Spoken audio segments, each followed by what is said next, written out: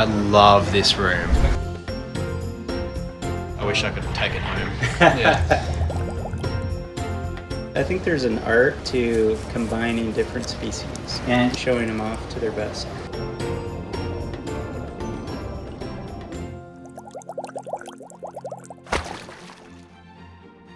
I'm Steve Waldron, the owner of Aquarium Zen here in Seattle, Washington. So I started with the aquarium hobby when I was 4, just keeping a feeder goldfish. My grandfather was a fisherman and also quite interested in, he had a little 10-gallon aquarium with feeder guppies and ram's horn snails and alodia.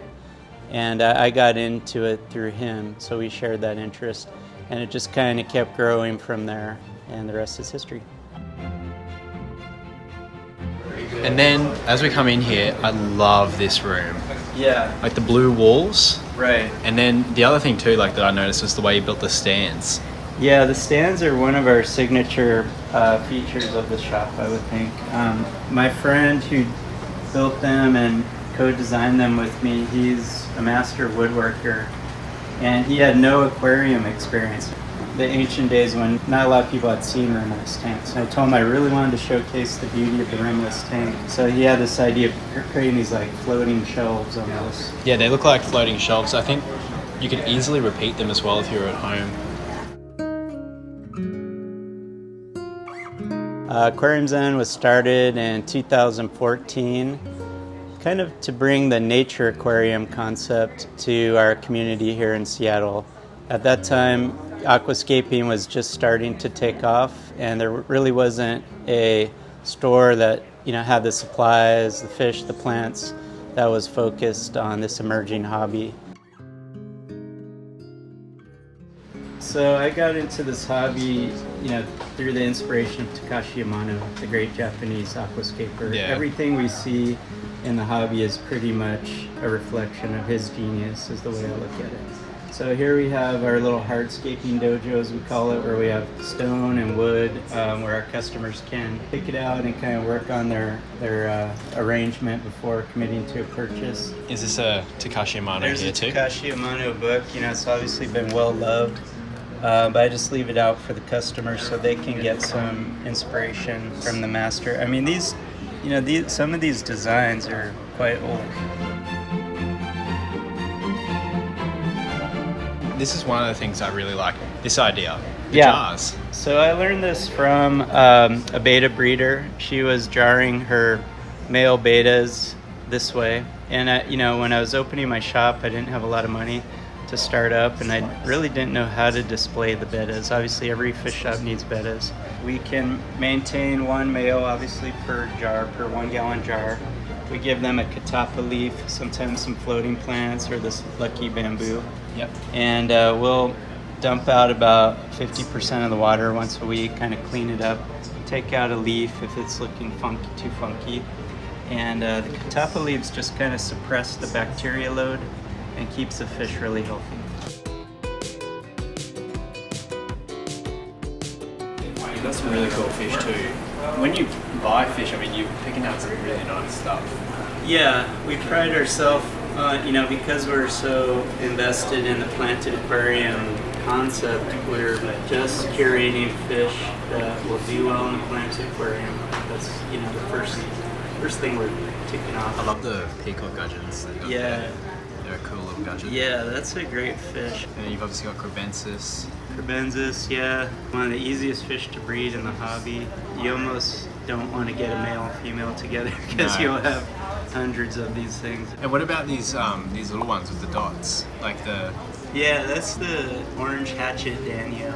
They have a really interesting display habit of, the males do this vertical dance. Yeah. They're really cool. And they'll have a purple sheen to the back of their, on the dorsal surface of their backs.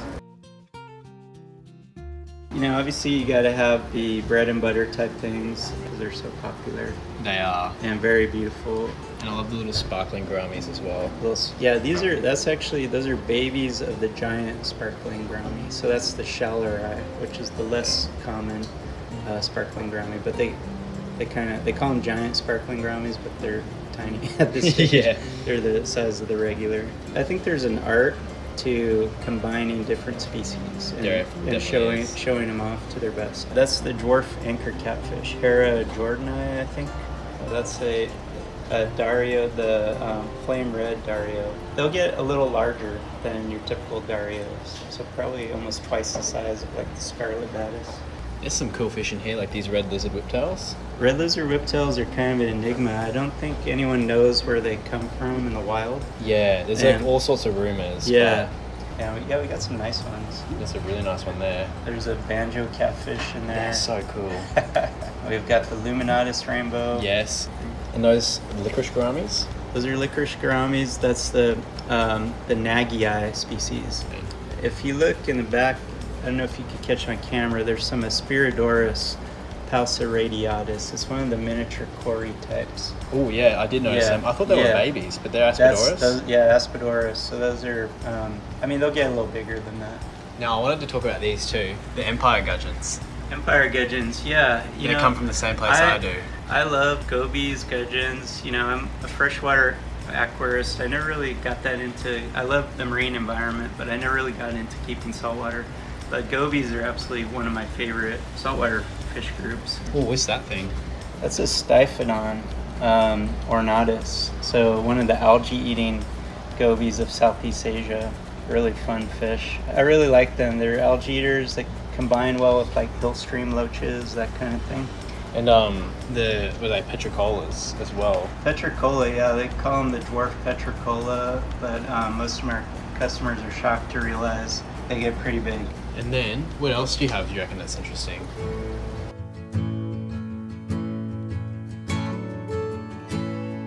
These dwarf cichlids were so cool. Yeah, those are colorful.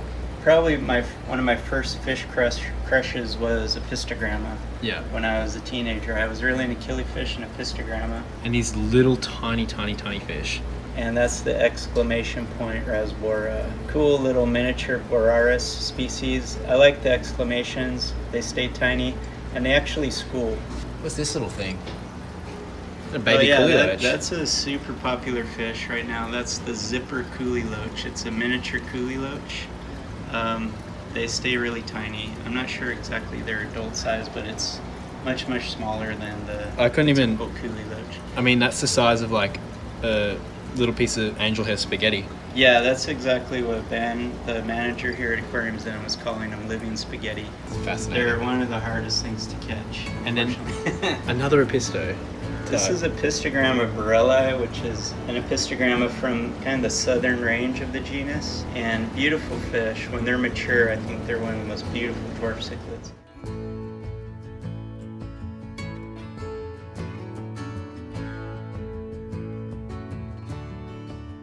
So here we're keeping more rare blackwater tetras. So you're going to see like the Harold Schultzi here, the red crystal tetra. This is one of the most brilliant red tetras on the market right now. Jelly bean tetra from West Africa. Which one's that? The green ones with the orange. Ooh. And I also love what are they called again? Those are the brown tail pencilfish. Yeah, and it looks like they're about to attack the surface, which I love. Yeah, they hang at that oblique angle, which is so unusual. Some kind of adaptation in nature. They just kind of look like floating debris in the Amazon. They do. And so they just kind of look like little sticks floating around. Pi tetra is a transparent tetra from the Amazon, and they're named pi because their swim bladder resembles the mathematical symbol pi. Oh, right. That's funny. And the other one to note is the Tucano tetra. Yeah. They're related to emperor tetras, I believe. They look like emperor tetras. Yeah, but they were like a holy grail fish for me for many years. I'd seen pictures of them, but they were never available. And then suddenly they were, and they're quite expensive. Things like this are great breeding projects. They're challenging, they're valuable, so you're going to make a little bit of money, and they're going to offer a challenge. They're rewarding. And I would like to see people get more into that. Honestly, like there's no reason these need to be export come, but Amazon, dedicated leaders can fill the market easily. Exactly. There's so many of these little gaps that people should be attempting to fill. Yeah. Everyone when they think of breeding projects thinks of rams, angelfish, Right. CPDs, Yeah. all the same things. But in this tank, you've got like 3 there. Yeah, there's 3 solid projects there for Switzerland. That's kind of how I look at it. I hate to say it, but it has to have some value, monetary value, so you can make a little money back and support. Yeah, Empower. yeah. So you can support your hobby. You want it to be sustainable. What are these? Multi-films or something? That's the Klingos. panda loach. Are they panda loaches? Yeah, that's the those are subadult panda loaches, and as babies, they're vividly banded with black and white, I've seen and those. in their habitat, they're mimicking Caridina shrimp.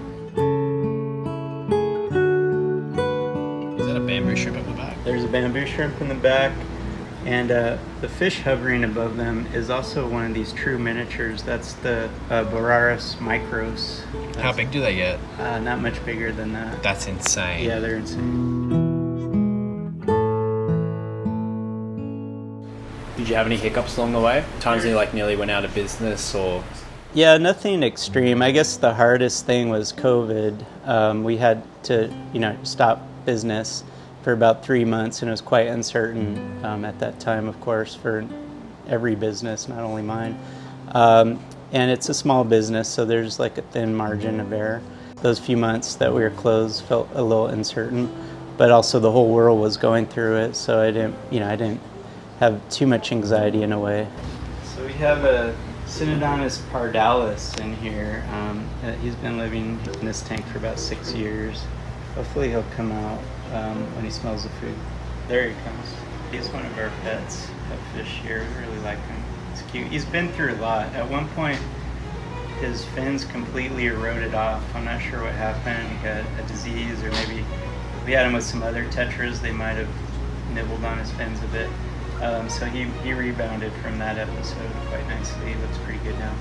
But there's some black line tetras in there. There's some slender tetras, the Iguanodectes, I think they're called, which is two unusual tetras that are becoming more common recently. What's that thing? Yeah, that's a Steatocranus tenanti. I think they're called like monkey face or That's big a lip, funny looking big fish. lipstick. Those are still young. They'll get bigger. A dominant male can get like 6 inches long.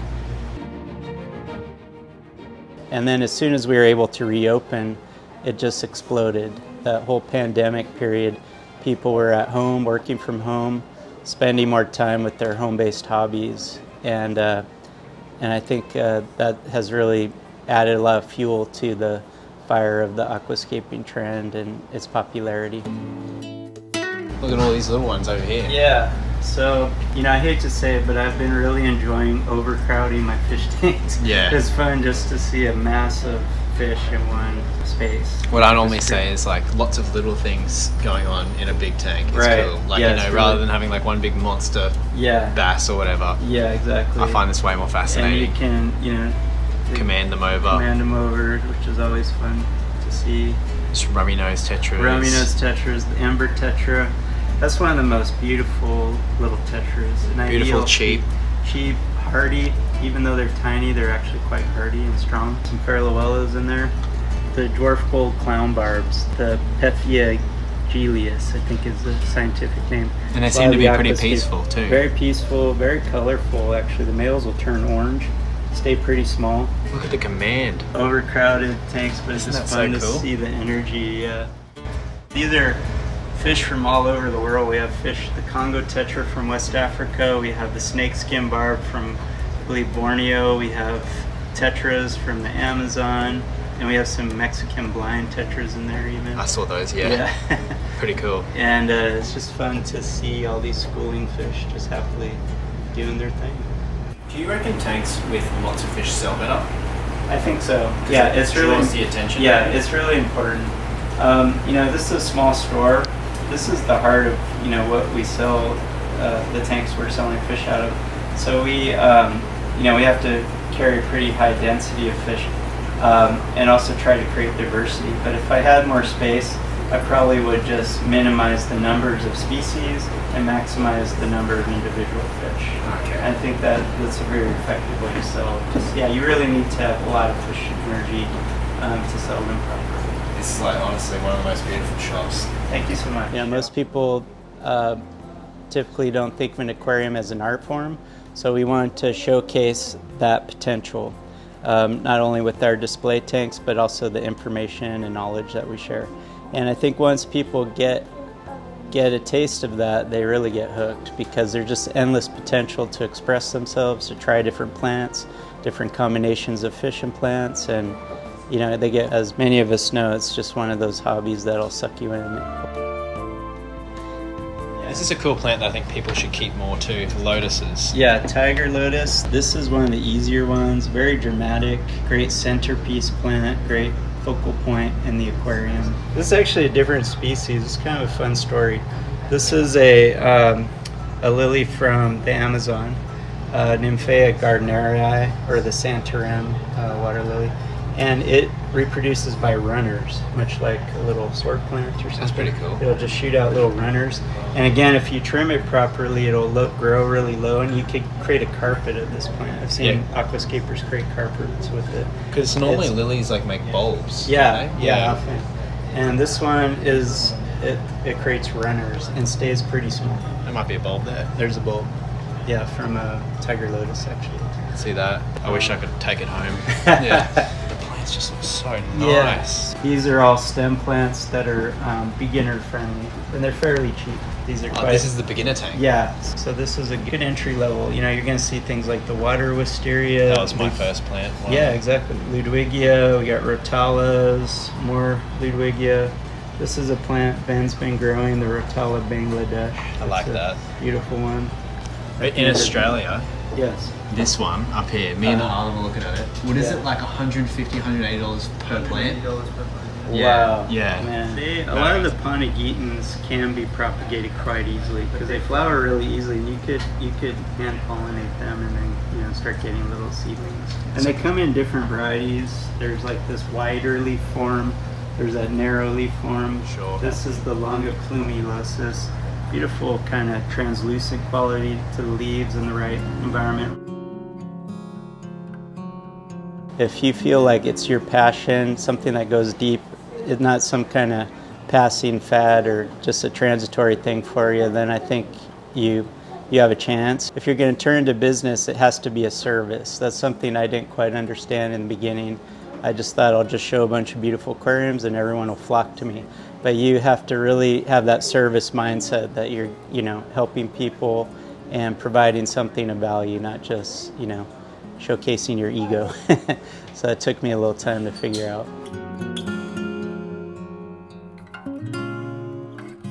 Oh, frogs. Yeah, that's a leucistic variety of the African dwarf frog. Kind of a yellowish form.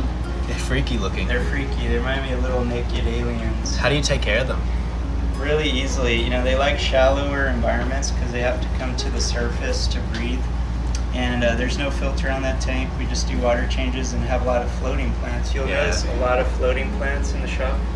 And those are, we sell them, and they also act as nitrogen sponges. Definitely. How do these breed? So the males actually sing. They're vocal. You can hear them sing outside of the aquarium, which is kind of crazy.